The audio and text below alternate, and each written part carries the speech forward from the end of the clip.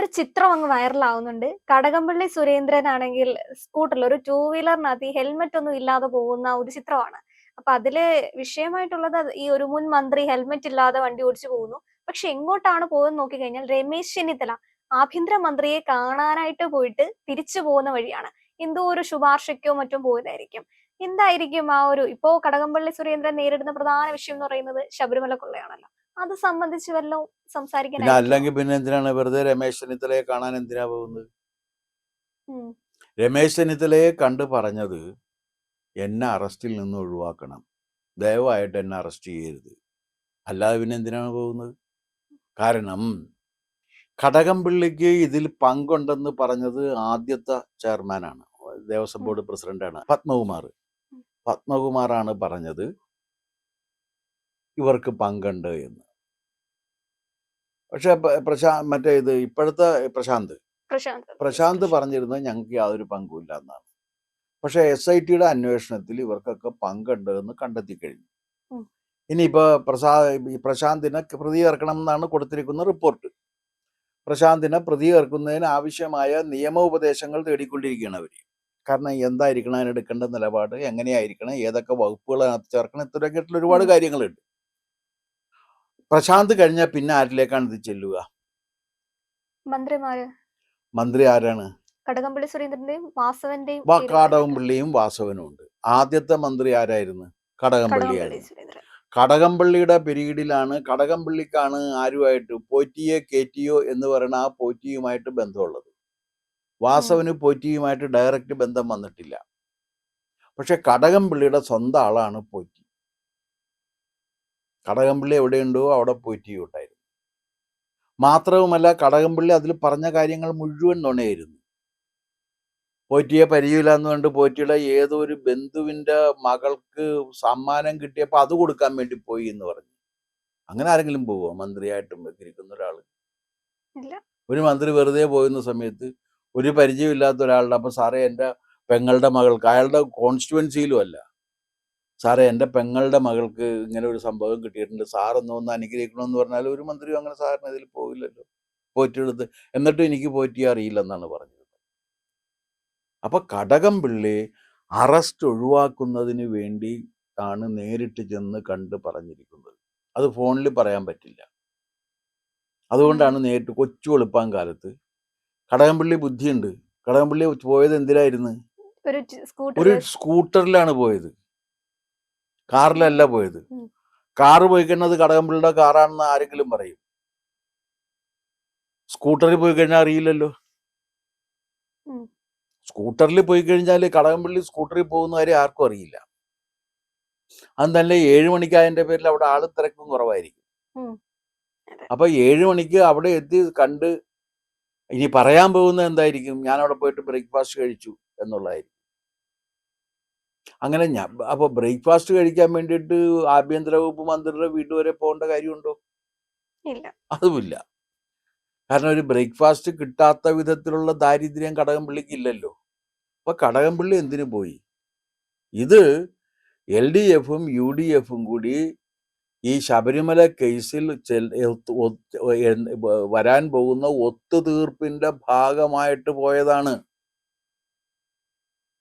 രണ്ടു കൂട്ടരും കൂടി ഒത്തുതീർപ്പ് എത്താണ്. കാരണം ഈ അന്വേഷണം അപ്പുറത്തേക്കും പോകരുത്, ഇപ്പുറത്തേക്കും പോകരുത്, ഇപ്പോൾ ഉള്ളവരൊക്കെ കൂടി അങ്ങോട്ട് അവസാനിപ്പിച്ച് കിട്ടണം. ഇത് പറയാൻ വേണ്ടി പോയതാണ്. അല്ലെങ്കിൽ പറയട്ടെ എന്തിനു പോയതാണെന്ന് പറയട്ടെ. എന്തായാലും നേരെ ചൊവ്വയുള്ളൊരു കാര്യത്തിന് പോയതല്ലല്ലോ. ഒന്നുമല്ല. നേരെ ചൊവ്വയുള്ളൊരു കാര്യമാണെങ്കിൽ ഫോണിൽ വിളിച്ച് പറഞ്ഞാൽ പോരെ.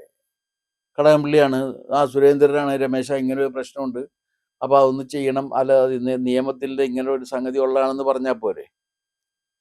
പക്ഷെ അതല്ലാതെ ഫോണിൽ കൂടെ അല്ലാതെ നേരിട്ട് ഒരു ചെവിയിൽ നിന്ന് വായിൽ നിന്ന് ചെവിയിലേക്ക് കേട്ടത്തക്ക വിധത്തിൽ പോയിട്ടുണ്ടെങ്കിൽ എന്തായിരിക്കും അതിൻ്റെ ലക്ഷ്യം? രഹസ്യമാണ്. ആ രഹസ്യം എന്തിനെ കുറിച്ചുള്ളതായിരിക്കും? ശബരിമല ക്ഷേത്രത്തിലാണ് ഇപ്പൊ നിൽക്കുന്നത്. ശബരിമല ക്ഷേത്രത്തിൽ ഏത് സന്ദർഭത്തിലും കടകംപള്ളി സുരേന്ദ്രൻ അറസ്റ്റ് ചെയ്യപ്പെടുന്ന ഒരു അന്തരീക്ഷം വന്ന്, അപ്പൊ അത് പിന്നെ അന്ന് ഗവൺമെന്റ് ഒഴിവാക്കി. ഇപ്പൊ പുതിയ ഗവൺമെന്റ് വന്നിരിക്കുന്നു, SITയുടെ അന്വേഷണം നടന്നുകൊണ്ടിരിക്കുന്നു. അത് ഒഴിവായി പോണം. ആ ഒഴിവായി പോകേണ്ടി വരുന്ന സമയത്താണ് ഇത് വരുന്നത്. അപ്പോൾ അതുകൊണ്ട് ഇത് അത്ര ലളിതമായിട്ടുള്ളൊരു കാര്യമല്ല. പിന്നെ ഈ പോറ്റി വന്ന കാലം തുടങ്ങിയുള്ളൊരു എൻക്വയറി നടക്കുകയാണെങ്കിലോ കോൺഗ്രസിൻ്റെ ആൾക്കാരും വരും. അപ്പോൾ ഈ ശബരിമല പ്രശ്നം എന്ന് പറയുന്നത് ഇവിടെ വെച്ച് അവസാനിപ്പിക്കണം. അത് പരസ്പര രമ്യതയിൽ തീരണം. ആ പരസ്പര രമ്യതയിൽ ഈ പ്രശ്നം തീർക്കുന്നതിന് വേണ്ടിയുള്ള സ്ട്രാറ്റജി സംസാരിക്കുന്നതിന് വേണ്ടിയാണ് പോയിരിക്കുന്നത്. രമേശ് ഇനി അത് ചെയ്യുവോ ഇല്ല എന്നുള്ള കാര്യം രമേശ് പറയേണ്ടതാണ്. സുരേന്ദ്രൻ പോയിരിക്കുന്നത് ഈ പർപ്പസിന് വേണ്ടിയിട്ടാണ്. അല്ലെങ്കിൽ പിന്നെ എന്താ ഈ പറയണ? സുരേന്ദ്രൻ വെറുതെ രാവിലെ, അതും 7 മണിക്ക് കൊച്ചു വെളുപ്പാൻ കാലത്ത് എഴുന്നേറ്റ് കുളിയെല്ലാം കഴിഞ്ഞ് ഇതൊക്കെ ശരിയാക്കി റെഡിയാക്കിയിട്ട് സ്കൂട്ടറിന് ചിലപ്പോ അവര് പറയാൻ പോകുന്നത് എന്തായാലും തോറ്റുപോയി, മുൻ മന്ത്രിയാണ്, പക്ഷെ ഞങ്ങളുടെ ആ ഒരു ലാളിത്യത്തിന്റെ ഭാഗമായിട്ടാണ്. ഏത് ലാളിത്യം? കടകംപള്ളി സുരേന്ദ്രനെ കുറിച്ച് നിങ്ങൾക്ക് എന്ത് ആക്ഷേപവും പറയാം, പക്ഷെ അദ്ദേഹം ലാളിത്യം ഉണ്ട് എന്ന് ഇന്ന് വരെ അദ്ദേഹത്തിന്റെ ശത്രുക്കൾ പോലും അങ്ങനെ ഒരു ആക്ഷേപം പറഞ്ഞിട്ടില്ല. ലാളിത്യമൊന്നുമില്ല. അത് തന്നെയല്ലേ ഇപ്പൊ തിരുവനന്തപുരത്ത് അദ്ദേഹം ഒരു കാറിൽ സഞ്ചരിക്കുന്നത് എങ്ങനെയാണ്? അദ്ദേഹത്തിന് അതിനുള്ള പെൻഷനൊക്കെ കിട്ടുന്നുണ്ടല്ലോ.